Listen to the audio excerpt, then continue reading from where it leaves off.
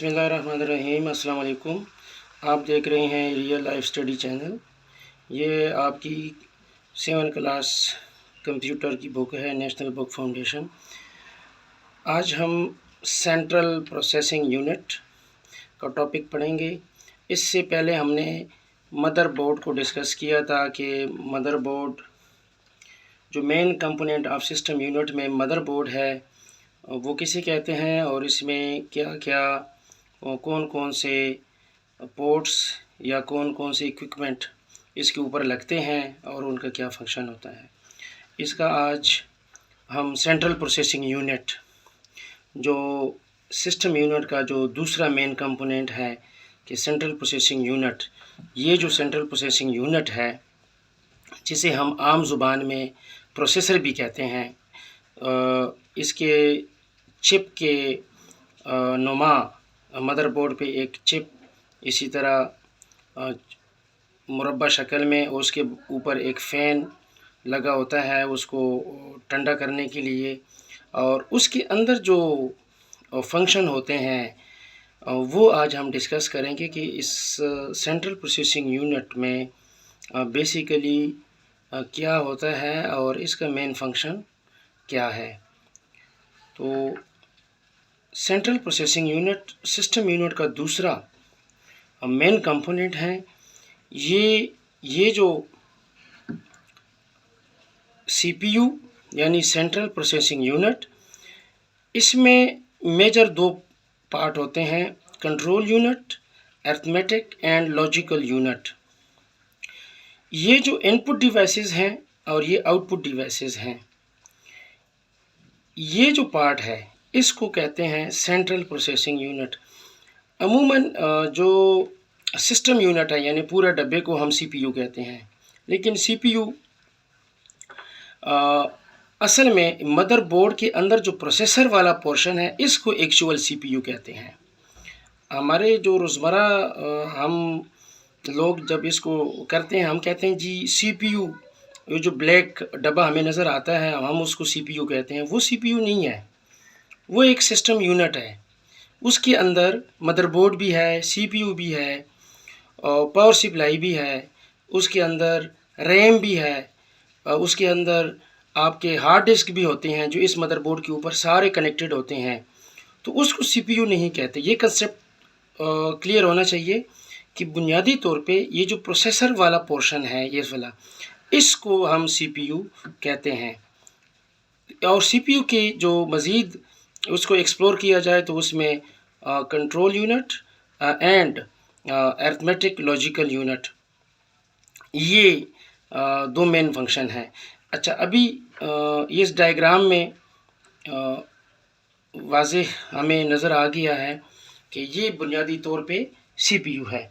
अभी central processing unit is the primary component of a computer that process and execute instruction. कहते हैं कि central processing unit primary component है, यानी एक बुनियादी कंप्यूटर का एक बुनियादी है जो दैट प्रोसेस, जो हल करता है, सॉल्यूशन निकालता है, एंड एग्जीक्यूट इंस्ट्रक्शन, जो भी इंस्ट्रक्शन इसको इनपुट डिवाइसेस के ज़रिए हम देते हैं उनको एग्जीक्यूट किया जाता है। The speed of the processor is measured in hertz. इसका जो प्रोसेसर का जो स्पीड है यानी उसकी जो वो मेजर होता है, नापा जाता है हर्ट्ज़ में। हर्ट्ज़ ये इसकी इकाई है, हर्ट्ज़। अगर सवाल आ जाए HZC क्या आता है, hertz. CPU central processing unit consist मुश्तमिल होता है ऑफ कंट्रोल यूनिट, एक उसमें कंट्रोल यूनिट होता है, and arithmetic logic unit, ALU भी उसे कहते हैं। दो सीपीयू दो कंपोनेंट पे मज़ीद मुश्तमिल होता है या दो पार्ट्स पे मुश्तमिल होता है। अभी पहला का पार्ट क्या करता है, the control unit. The control unit control the electronic flow of information around the computer. Control unit जो होता है वो कंप्यूटर में जो तमाम इंफॉर्मेशन है उनको कंट्रोल करता है। It coordinate the effect activities of all the other unit in the system. ये जो कंट्रोल यूनिट है ये कंप्यूटर के तमाम एक्टिविटीज़ को कंट्रोल भी करता है और उनके दरमियान कोऑर्डिनेशन भी रखता है, कोऑर्डिनेट करता है, एक दूसरे से बात करता है। अभी मैं एक एग्ज़ाम्पल से आपको बताऊं कि हमने CPU के साथ एक कैमरा अटैच किया। अभी कैमरा जो है ना, पहला वो कंट्रोल यूनिट के पास रजिस्टर्ड होगा। उसको पता चलेगा कि मेरे दरवाजे पे किसने नॉक किया है। उसका वो अकॉर्डिंग टू रूल, यानी उसका मैक एड्रेस, उसका नाम, उसका जो कंप्यूटर में एड्रेस होता है वो अपने पास रजिस्टर्ड करेगा। फिर उसके ड्राइवर आपसे मांगेगा। यानी ये पूरा कोऑर्डिनेशन ये करता है कि सिस्टम यूनिट के साथ कौन सा नई डिवाइस यानी नई कंपोनेंट अटैच हो गई है, तो वो ये कंट्रोल यूनिट उसको अता पता करके उसके साथ बात करता है। फिर जब वो अटैच भी हो जाता है, लेकिन उसके बाद जब वो यूज़ में आता है तो फिर भी ये कंट्रोल यूनिट जो है उनके साथ जब ऑन होता है, एक प्रोग्राम पीसी में चलता है, POST power on self test, यानी वो कंट्रोल यूनिट उसको सारे डिवाइसेस को ऑन करके ऑफ करके आपस में कोऑर्डिनेट करता है। तो वो ये कंट्रोल यूनिट है। अच्छा, अभी नेक्स्ट टॉपिक है इसका अरिथमेटिक लॉजिकल यूनिट।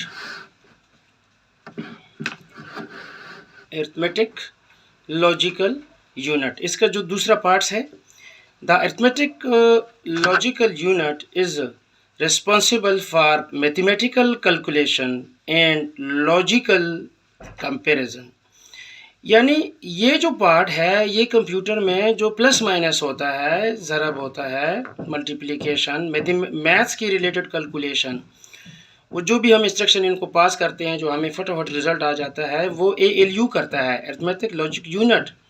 ये तमाम जो लॉजिक हम लिखते हैं, जो प्रोग्रामर लॉजिक लिखता है, वो जब इंस्ट्रक्शन के फॉर्म में जब कंप्यूटर के पास जाते हैं तो वो ALU उस पर अपना एक्शन करता है।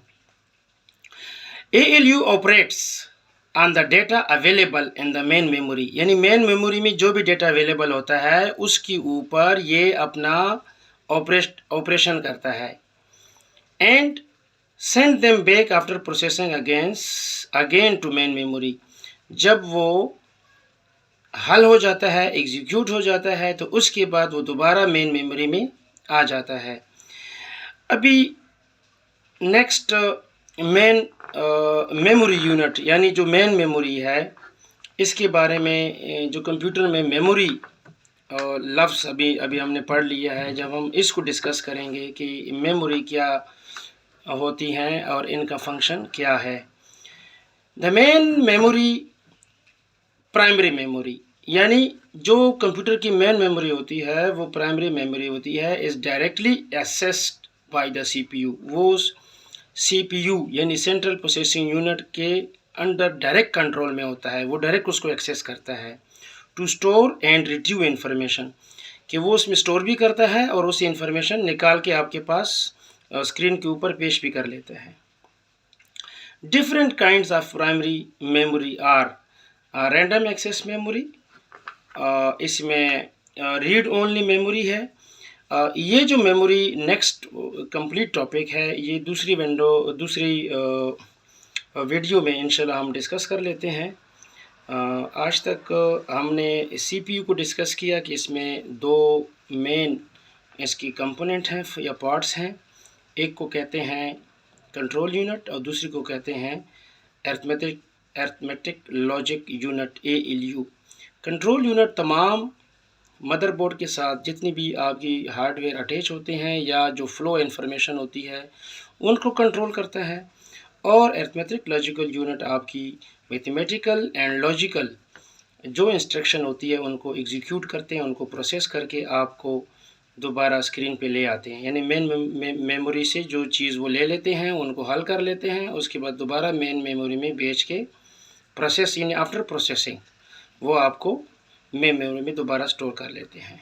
तो आज इस वीडियो में हमने CPU जो कंप्यूटर सिस्टम का दूसरा मेन पार्ट्स था CPU, वो आज हमने डिस्कस किया। नेक्स्ट वीडियो में इंशाल्लाह हम मेमोरी यूनिट को डिस्कस करेंगे कि व्हाट इज़ मेमोरी यूनिट और and their function. Thank you, अल्लाह हाफिज़।